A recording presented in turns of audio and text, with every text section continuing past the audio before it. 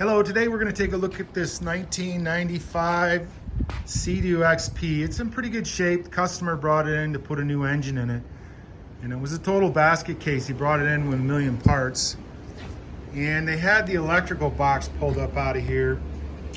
And so anyways, we're going to try and start it for the first time. We got a new engine in it. And we're going to just give it a try to troubleshoot what's going on with why it ain't starting.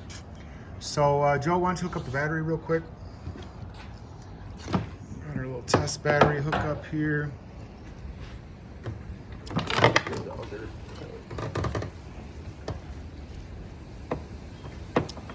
There you go.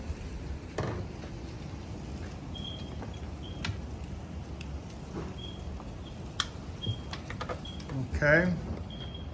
Hit the key there. Keep doing it. Okay, we're getting just a clicking sound as though the solenoid is kicking on. Now we did test the starter before we put the motor in. We always put spark plugs in the engine and we put 12 volts to it on the bench so we can crank it over and make sure the starter is good, because a lot of these older starters are bad when we put in new motors. So anyways, we're gonna go ahead and pop the box open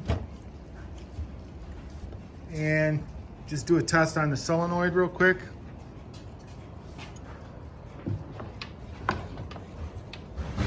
I'm gonna hook the battery for a second. Hit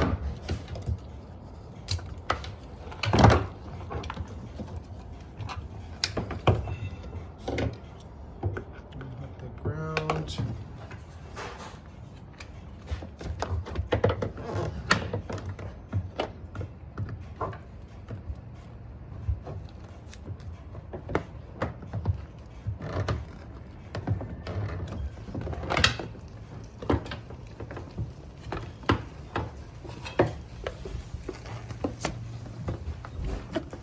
These are always a bear to open up.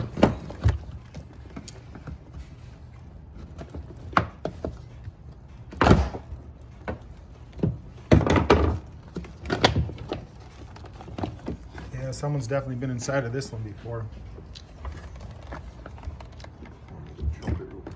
As you can tell, the wires are a little jinked up there. This has had probably a new CDI in it at some point. So it's just clicking when we hit the key. We'll go ahead and hook up the ground again.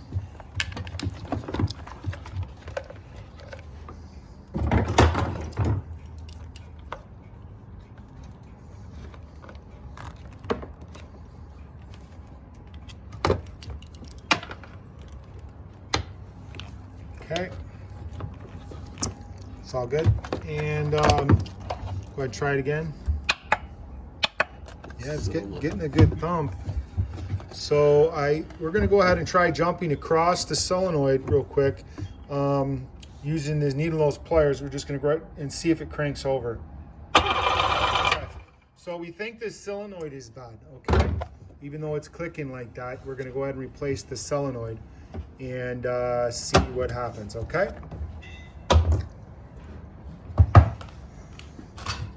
Want me to unhook the ground real quick? Already did. Okay. Oops.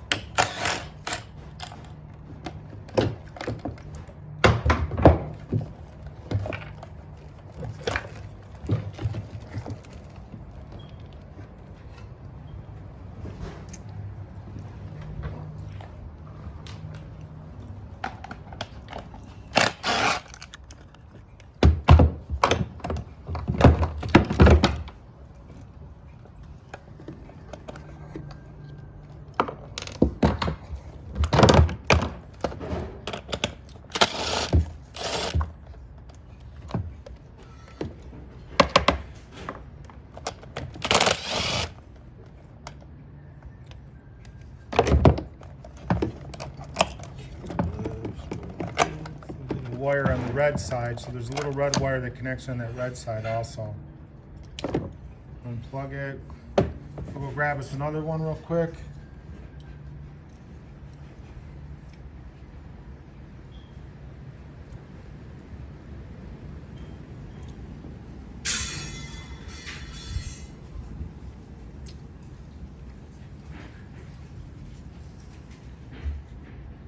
So this looks like a pretty easy one here. More than likely, this is going to take care of the problem. Just putting in a solenoid on it. So it's an easy way to test the solenoid, see if it's bad. A lot of times they won't click, okay? Most of the time when they're clicking, you might think the starter is bad, but if you jump across the solenoid and the starter cranks over, it's the solenoid is bad. If you jump across the solenoid and nothing happens, the starter is bad. So it's an easy test anybody can do. Okay, he's back here. Hopefully this is a good one because this is just a used solenoid. So there's a little red wire goes there with that other red. There's another one. 2 red wires and a big one. And then the other red.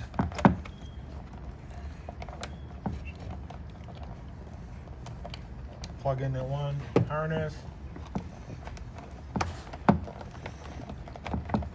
Take those screws out for now.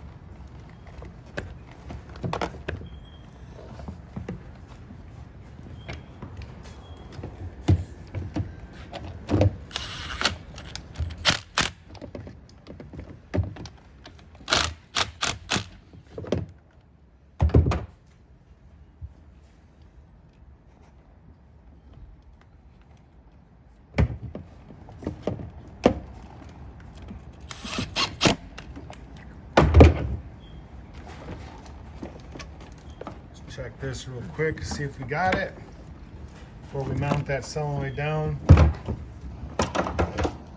Of course, customer brought in a ski with a bad battery in it. Everybody brings in their skis. Hey, my jet ski isn't running right. Does it got a good battery in it? No, it's dead. Ready? So yeah, let's give it a try. Yep, okay. That was it. It was the solenoid. So a real easy fix there. And well, that's as long as it's got spark and it starts in the rest of the gig. So he's gonna go ahead and pop this back together real quick. We're gonna see if we can get it started. Now, when we start these for the first time, we put gas, pre-mixed gas in each cylinder. We'll take the spark plugs out. We'll put pre-mix in each cylinder. A little squirt. We have a little gas bottle that we made that we can just squirt gas into the cylinder, and then we'll make sure we turn the valve selector over here onto reserve, because we normally pump almost all the gas out of these and leave just a gallon or 2 in it, because we want, most of the time they got old gas in them. We want the customer to put nice fresh gas with premix oil in there to break in the engine. Even though we leave the oil injection system hooked up on these Rotax engines, on a Rotax engine you should leave the oil injection hooked up. And some engines, 2-stroke, I mean, you read a lot on the internet saying, hey, you need to, block off the oil. A lot of engines, there's several of them, like Ultra 150 Kawasaki, 951DI, RFI 787s. Those ones, you block off the oil and you will blow that motor up. So, because it just will not get oil through the premix. And there's locations on those engines that need oil, and that have nothing to do with the crankshafts and piston. It has to do with like an air pump on a DI, and a Kawasaki that oils the balance shafts separately. So it's not always the smartest thing in the world to shut them off. I think that's upside down. Yeah, we're gonna go like that. That one won't close right there. Let me get that wire. There it goes. That's why that one was off. Yeah. Now you did it. There you go.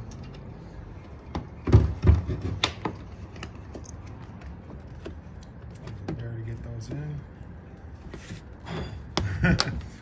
There you go. There it is.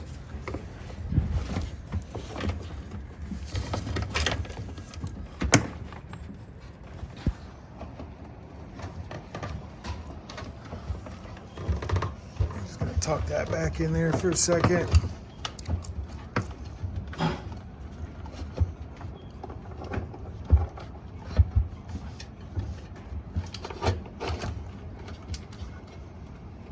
I had that in there so nice too, didn't I? Put it in there.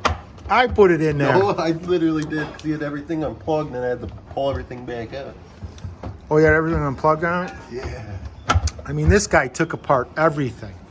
He took apart the handlebar pads to undo the choke cable and the throttle cable instead of disconnecting them from the carburetor. He had the plate off the carburetor. He pulled the jet pump out and took the jet pump apart, even though the wear ring is mint and so is the impeller. And well, there's not a whole lot of oil in that either. In that tank, there's enough. Oh no, he had all no oil in it. Oh, you put some in? Yes. What else did this guy have apart? The exhaust completely separated.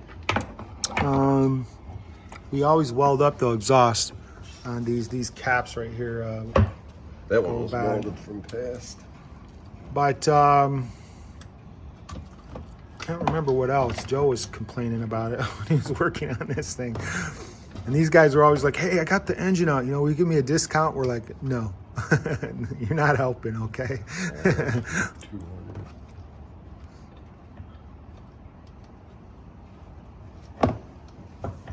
Okay, you got it? All right, so I'm going to try to start.